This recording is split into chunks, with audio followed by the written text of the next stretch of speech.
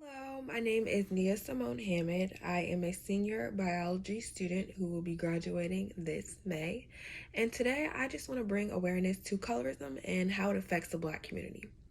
So, colorism actually occurs within one's own race. And formally, colorism can be defined as prejudice or discrimination against individuals with a darker skin tone, typically, like I said, among people of the same ethnic or racial group. Unfortunately, it's a phenomenon that affects many races and cultures. Colorism is very prominent in the Black community here in the United States, but also throughout the diaspora, also in the Caribbean. So, colorism can be seen in cultures worldwide, such as the South Asian community, specifically in India. So, how are people learning about or trying to combat colorism? So, people are starting to actually have more open dialogues, just educating people about colorism, what it is, and people's, stories and what they went through growing up.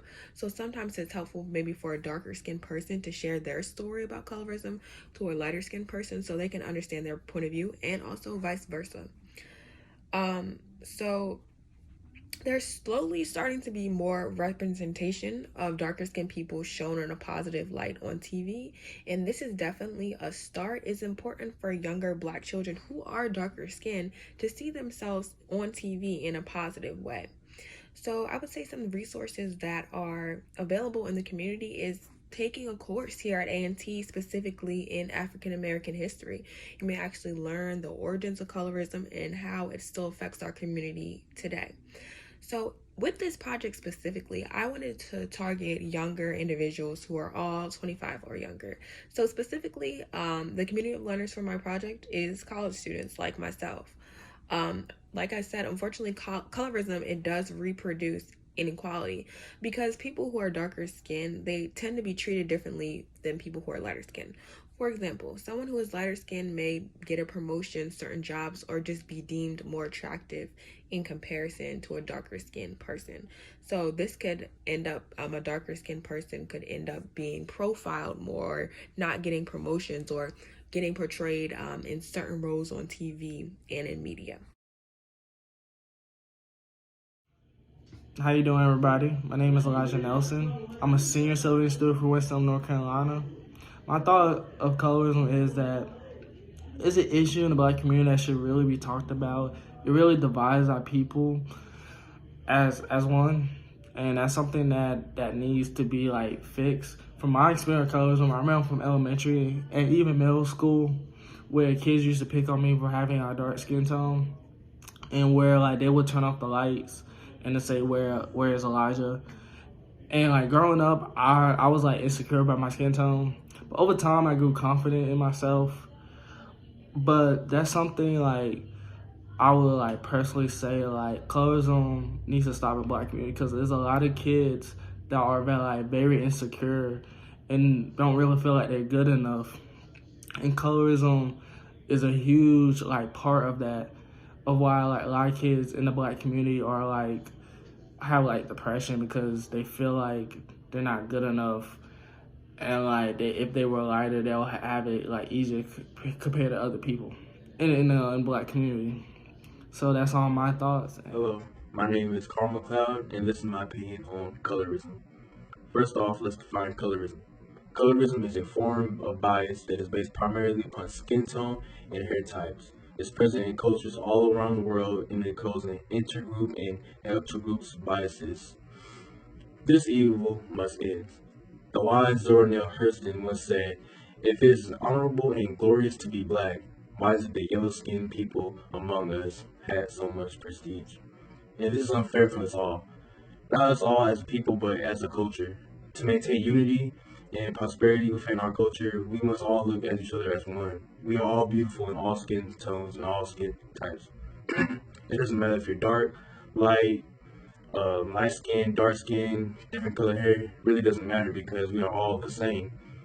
And to be colorist is also to support the white supremacy. And this even must end because not only does it hold us back, but it also neglects our own pitfalls and where we come from, and we should all be comfortable with where we started from.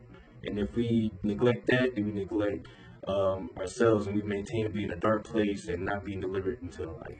To me, colorism is a form of discrimination based on skin color that has roots reaching back to when African Americans were enslaved. It is pervasive within American society and can be observed in nearly every institution. In modern times, colorism has been masked by the term preference, but nonetheless continues to wrongfully subjugate and marginalize individuals who possess a darker skin tone or complexion. And oftentimes, degrading stereotypes or harmful character tropes are utilized to justify its practice, despite public awareness that it's morally wrong. So during the duration of this project, I was actually very ill. I had COVID and then the flu, and then I was dealing with some family issues, so I had to be creative to navigate this project. So I decided to do everything virtually instead of in-person interviews. So I actually asked 3 of my friends who all attend North Carolina A&T to react to the prompt of colorism, your thoughts and experiences. So there was 2 males and 1 female. So the prompt question that I asked them was very open-ended because I wanted to hear the route that they would choose to decide to answer the question. So one thing that I actually noticed when I was done interviewing, when they sent back their videos, is that my darker skinned friend Elijah was actually the only one who gave a more personal experience to colorism, as he talked about when he was younger, how kids would kind of tease him for being darker skinned. All 3 individuals thought that colorism was wrong and was something that needed to be discussed in the Black community. So my topic of colorism relates to things that we have learned in this course because colorism is a complex issue. It actually has multiple disciplines intertwined in it.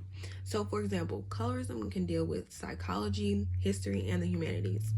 I learned, although the Black community has many strides to go, I feel as though the younger generation actually wants us to be more unified, as you can see from the responses, and wants people to be comfortable in their skin no matter their color. I believe in the future we can break these generational curses of colorism through education, forums, and acceptance.